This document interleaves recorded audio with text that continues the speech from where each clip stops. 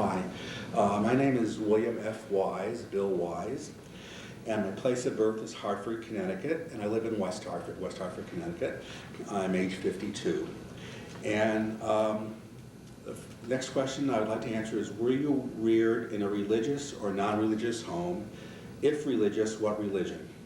Well, I was raised in a rather mildly religious Jewish home, thank goodness. Not thank God, or I would say G-A-W-D, thank God, but to be non-religious expression, thank goodness. A mildly religious home, Jewish home. It was a Reformed Jewish home, not conservative or Orthodox, thank goodness for that.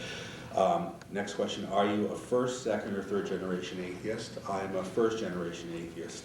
My brother is a sort of mildly religious Reformed Jew, and I've certainly had many discussions on atheism with him and my parents. My father's deceased, my mother's still living. They're Reformed Jewish people also. And over the years, since 1970, when I became an atheist at age 20, 1970, I've had a lot of discussions about religion, about atheism versus religion with them. And it's been very interesting. The next question, what has been the most significant influence on your atheism? Well, as I said, I am age 52.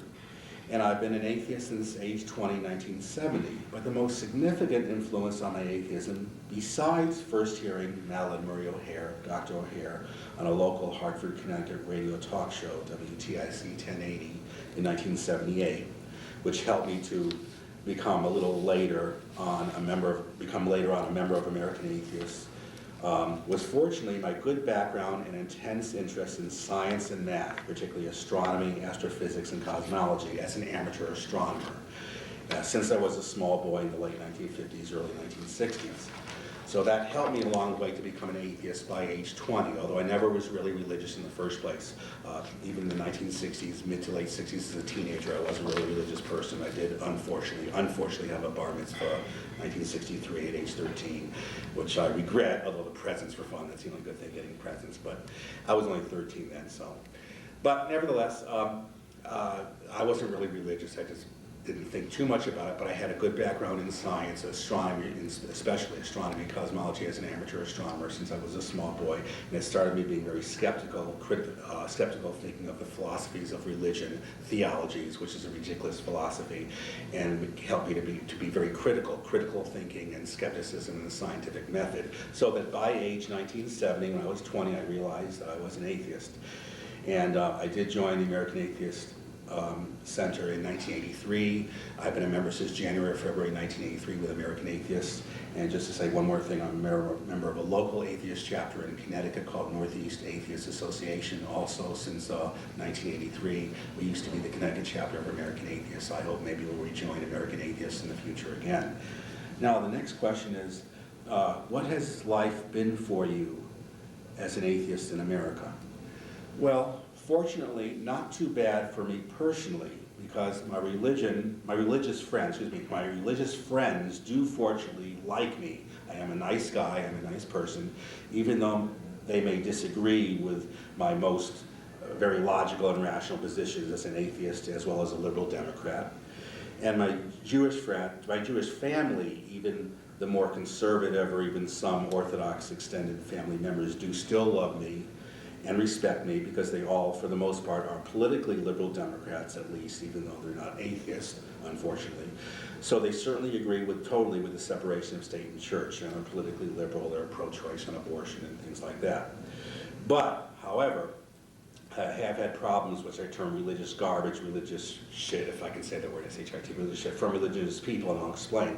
The religious garbage, or religious shit that I've gotten, have been from religionist people, Christians mostly, from the many replies to the most of my 35 or so published, printed letters to the editors since 1979 that I printed in local newspapers in central Connecticut on atheism and the separation of state and church, as well as other issues, civil liberties issues, as well as pro-science and pro-astronomy, pro-space program issues, and pro-reason, but especially atheism and the separation of state and church, as well as my calls into a lot of radio stations. I've made a lot of calls, between 500 and 700 since 1978, in helping helping out atheism and the separation of state and church. And the religious garbage I've had is the negative letters from religious people in response to my letters, and the negative callers, religious callers, Christian callers calling in after my calls, commenting on Bill from West Hartford, the atheist. You say anything, you say your first name if you're on a talk show, just the city or state where you're from. So they just know me as Bill from West Hartford, and they're very pissed, to say the least, and upset and criticize me. So I've never officially had tomatoes thrown at me or eggs thrown at me or anything, but emotionally I've been hurt very much, and I wouldn't want to meet any of these religious Christian people at all in person, considering how they talk about me on the air. Now, the next question here. In the time remaining for this interview, is there anything you would like to add? There are a couple things I want to add. I'm scared of the way our country is going politically, especially politically - religiously, with George W. Bush in the White House. George Bush's son, W.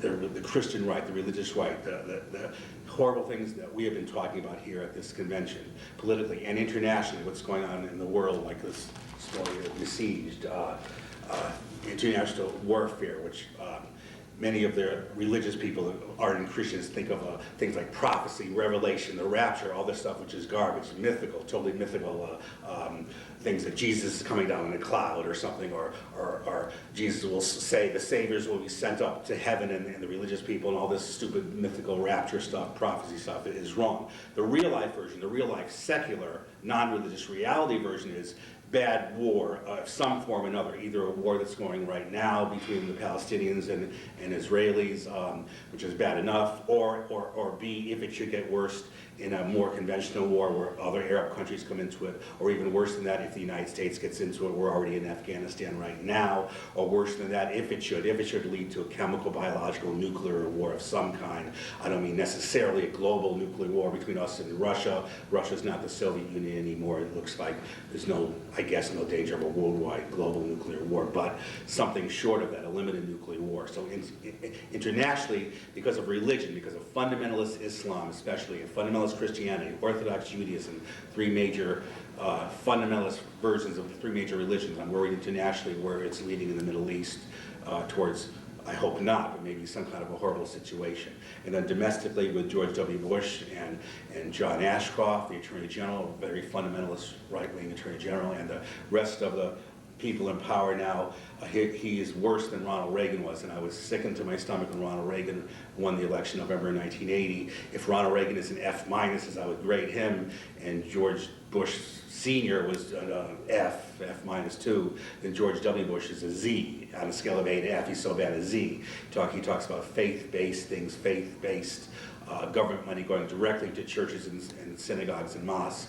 Even Senator Lieberman, Joe Lieberman of my state of Connecticut, who I don't like at all, is, even though he's a Democrat, he talks about government money directly going to repair churches or synagogues or mosques. Totally unconstitutional, violating separation of state and church. So these are things I'm frightened of, and I want to end by reading a quick letter to the editor, one of my 35 letters to the editors that I printed. It's very short, and this was printed a year ago, around Easter time, a year ago, 2001, to the Hartford Advocate, a liberal paper. Fortunately, they have printed a good article like this. They titled it "Questions About God." I didn't title it, I just wrote it. I wrote it in relation to a previous article the previous week where someone else who is an atheist named Kenneth Snips wrote a piece entitled "The Mystery of Easter, Bad Parenting," where he criticized Jesus' father, mythical Jesus being a myth, there was no Jesus and no God, but the Jesus myth having the father God being a bad parent, allowing his son to suffer and die on the cross. So even though he was being very satirical, he's a non-believer and atheist himself, I took it as a good way to, without using humor, but directly go a little further than what he said. And I'll read it right now. I'm sure that you're getting reams of mail from many fundamentalist Christians, including devout Catholics, who are very critical of and upset about Kenneth Snip's April 12th column entitled "The Mystery of Easter, Bad Parenting." Well, as a rational atheist, I want to compliment Mr. Snip's good reasoning and humor in his great skeptical and satirical piece. But you see, I go even further than him. I proudly proclaim that Jesus Christ never really existed in the first place. There is absolutely no completely objective, historical, or scientific evidence for such a character in real life in the first place. You see, there were previous gods, quote-unquote gods, in world history who also were supposedly, quote, born of a virgin, unquote, and later died for their believers.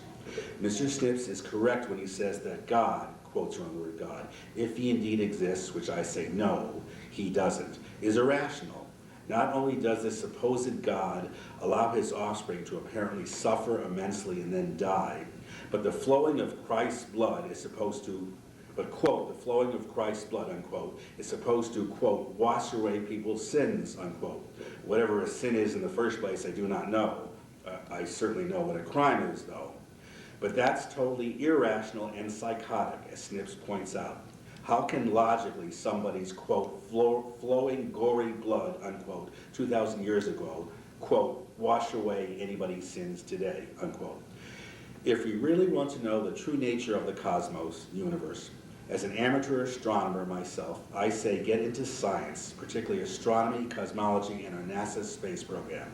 For example, in June of 2001, NASA will launch the unmanned space probe called MAP, for Microwave Anisotropy Probe Mission.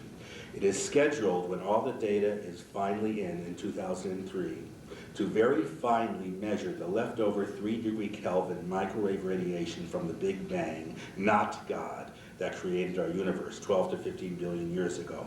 Yes, Virginia, there really was a Big Bang. Then, for example, when the complete data is fully in, we humans could possibly have the first hard evidence that there are, in fact, multiple or infinite universes. Then does that mean infinite gods too, quote unquote? My point is that we intelligent, non-religious people will be waiting for the results from the MAP mission, for example, instead of reading the ludicrous and crazy ancient archaic Bible. And that's from me, William Wise, West Hartford.